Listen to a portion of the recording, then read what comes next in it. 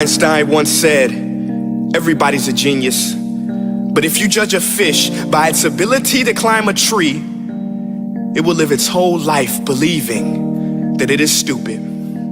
Ladies and gentlemen of the jury, today on trial we have modern day schooling. Glad you could come. Not only does he make fish climb trees, but also makes them climb down and do a 10-mile run. Tell me, school, are you proud of the things you've done? Turning millions of people into robots, do you find that fun? Do you realize how many kids relate to that fish swimming upstream in class, never finding their gifts, thinking they are stupid, believing they are useless? Well, the time has come, no more excuses. I call school to the stand and accuse him of killing creativity, individuality, and being intellectually abusive. He's an ancient institution that has outlived his usage.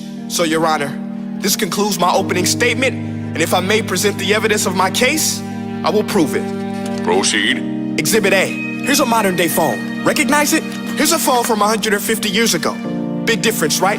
Stay with me. Here's a car from today, and here's a car from 150 years ago. Big difference, right? Well, get this. Here's a classroom of today, and here's a class we used 150 years ago. Now, ain't that a shame? In literally more than a century, nothing has changed. Yet you claim to prepare students for the future? But with evidence like that, I must ask, do you prepare students for the future or the past? I did a background check on you and let the record show that you were made to train people to work in factories, which explains why you put students in straight rows, nice and neat, tell them sit still, raise your hand if you want to speak, give them a short break to eat, and for 8 hours a day, tell them what to think.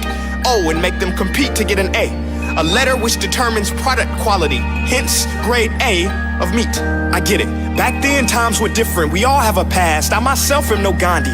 But today, we don't need to make robot zombies. The world has progressed. And now we need people who think creatively, innovatively, critically, independently, with the ability to connect. See, every scientist will tell you that no two brains are the same. And every parent with 2 or more children will confirm that claim.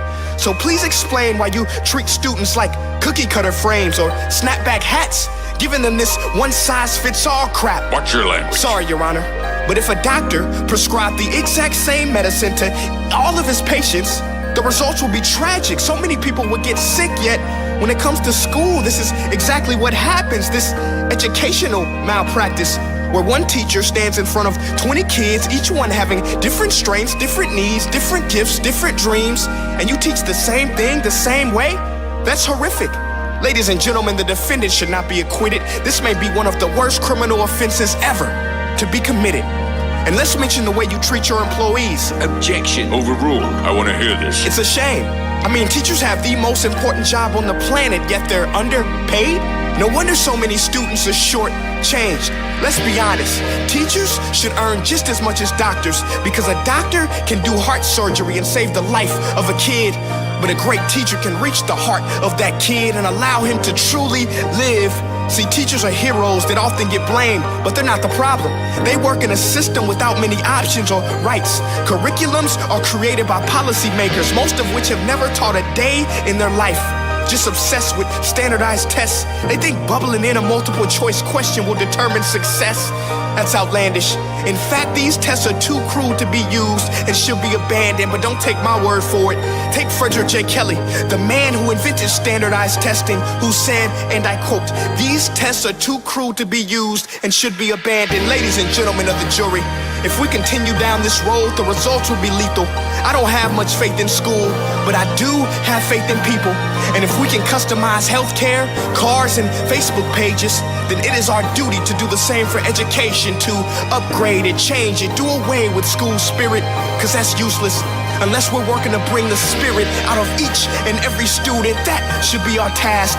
No more Common Core. Instead, let's reach the core of every heart in every class. Sure, math is important, but no more than art or dance. Let's give every gift an equal chance. I know this sounds like a dream, but countries like Finland are doing impressive things.